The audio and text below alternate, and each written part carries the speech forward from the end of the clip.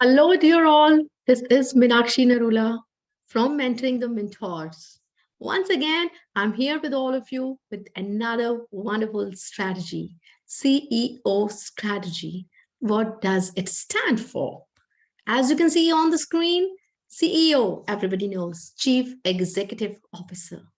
I am the CEO of my company, Mentoring the Mentors, an institute that accelerates your learning curve. But today, we're not going to talk about being a CEO of a company. We are going to talk about how we have to think being a CEO of our classroom. We are responsible for what we are teaching to our students. We have to take the onus of what we are teaching. And certainly, our students, they have to take the onus for their learning. Whatever they are learning, we have to help them to connect their learning with the real life, to help them enhance different kinds of skills, different kinds of abilities, to really foster 21st century skills in them. So as a CEO of the company, when he plans about a company's agenda and all, he or she thinks about the vision, like what all we are planning should be in sync with the vision of the company. Accordingly, the targets are mapped, and we think about various kinds of policies, environmental factors, and a number of things are being taken care of. So today, we are going to talk about another amazing strategy, CEO strategy. So let's see what does it stand for in the context of teaching strategies. As you can see right now on the screen, CEO. C stands for claim, E stands for explanation, and O stands for observations or maybe obtaining some information or some data for interpretation. So, like for example, in a classroom, I ask my students any question. I just give any formative assessment probe, discrepant event, that is a contradictory statement, or any kind of scientific question.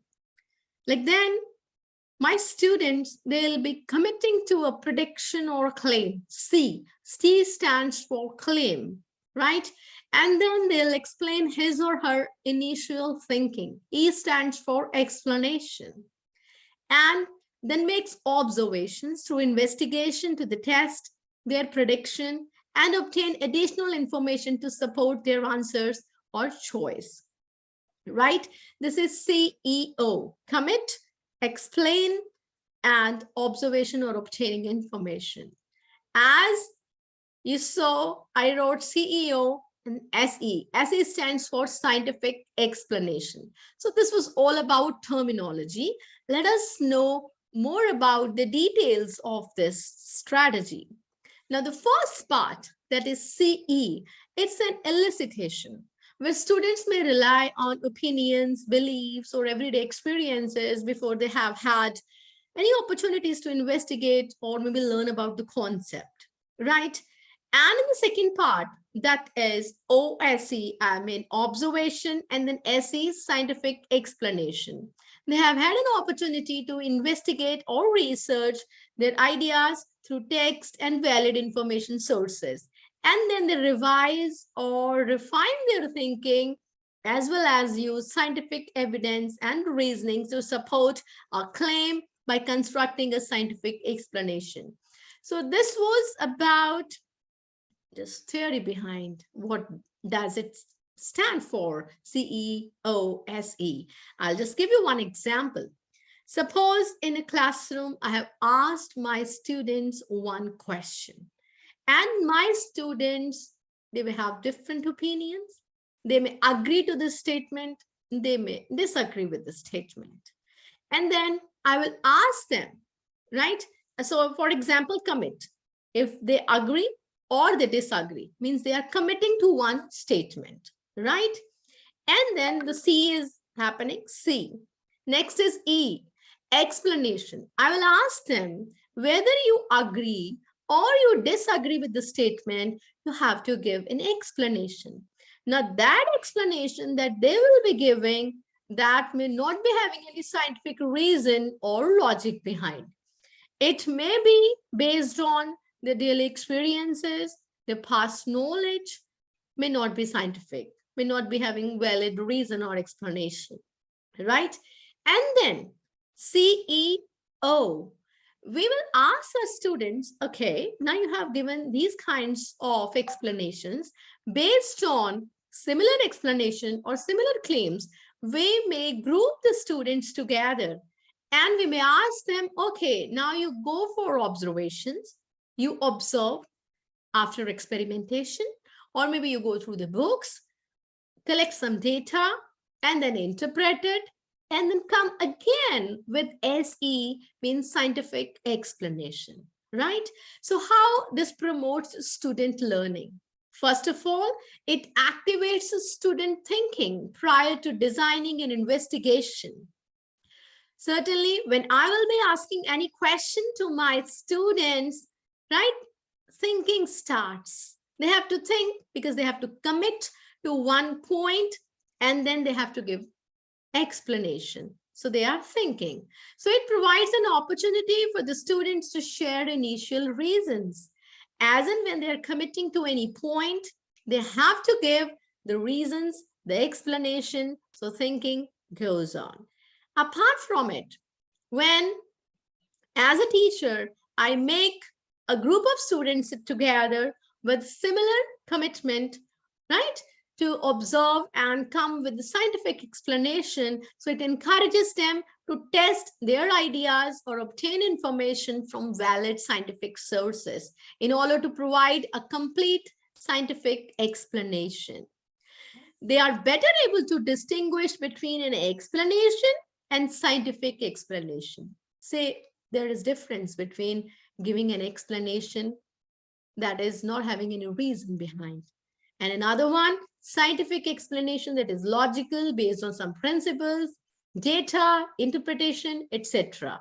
Right? So they will be able to check how their explanation changes with the passage of time based on the observation, based on the experiments conducted by them. So let us understand this with the help of a very, very simple example. As on the screen right now, you can see, like if I ask my questions, does the mass of a substance change during change in state? So simple question, a question probe, formative assessment, I want to take. So I ask my students the simple questions. So it may happen, like there can be some of the students who will be coming with the point, they may say, the mass of a substance doesn't change during the change in state. Or some of the students may have misconception. They may say the mass of a substance changes during the change in state. Now, students, they have to give explanation for their initial claim, C. Okay, so at this point, their explanation may be based on their everyday experiences, their personal beliefs, and may not be considered a scientific explanation, right? So this provides insight for the teacher to understand, like this is the experience of the child. The teacher can gather the knowledge, previous knowledge of the child, and can know about the child's thinking. Like, for example, a child maybe when coming up with this kind of idea, this kind of claim, like, yes, the mass of the substance changes during the state. Maybe the child thinks when we put ice cubes in water, then they start floating. And the child may think like mass of the ice cube is more than the mass of the water. As and when ice cube is melting, the water is becoming heavier and it getting down, settling down. Okay, and it is sinking down. So it means the teacher will get to know, yes, maybe the child is having some confusion between density and mass. So as a teacher, I need to clear the concepts to help the child make the concepts clear. Like there is difference between density and mass, and child is just having some kind of confusion between these two things, right? So now claim, explanation. Now let's come to observation or obtaining some data. So what we'll do is, teacher will help the students to design an investigation to find the mass of the ice, right? So let it melt and then find the mass of the water. Here teacher can provide the feedback on the need to use a closed container, right? I mean, there should not be any evaporation of water depending upon the weather. So let's use a closed container when we are going to check the mass of the ice and the water, right? So after the students, they collect the scientific evidence from their observation or the information obtained from the background research, from the text or maybe other valid sources. They construct their scientific explanation, right? And the scientific explanation has three parts: scientific claim, scientific evidence, scientific reasoning. Scientific claim. First, it was initial claim, CEO. C was claim, initial claim. And now they will be having scientific claim. And they will be having scientific evidence. They'll be showing, yes, this is the evidence based on some experiment. And scientific reasoning, SE, different explanation that they'll be giving will be based on some scientific principles, right? So here if I say, now when the students will do experiment, they may come up with this kind of idea, this kind of observation, like the mass of the substance does not change during the change in state, because when we put ice in a sealed Ziploc bag, we just checked the mass. It was somehow, maybe it can be suppose 100 grams, and we let all the ice melt, recorded the mass of the water, and it was still the same. Therefore, our data, it supports our claim, right? And the reason they will support, we will give like law of conservation of mass, which says matter cannot be created, cannot be destroyed, but the matter can be changed from one form to another form. So no molecules were lost or gained. The same number of the molecules, they were in ice, same number of the molecules, they were in water. So now it becomes a role of the teacher. Teacher can now see that students revised their claim, supported it with qualitative data from an investigation, and they are able to explain the phenomenon by using scientific principle and the idea of molecules. And after that, we can go for feedback.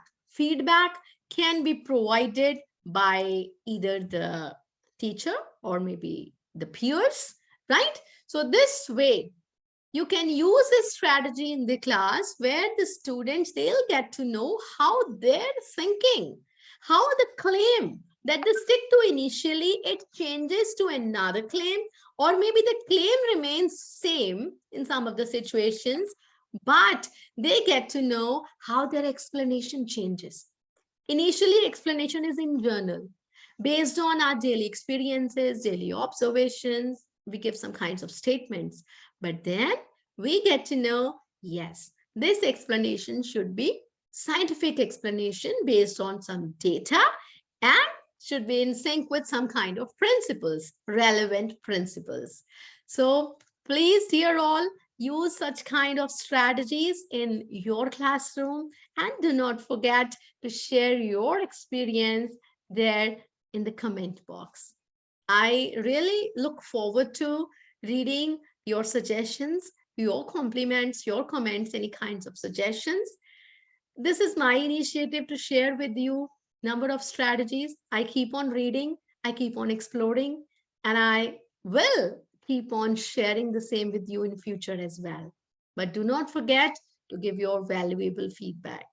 Thank you, all of you, from Meenakshi Narula at Mentoring the Mentors. Thanks.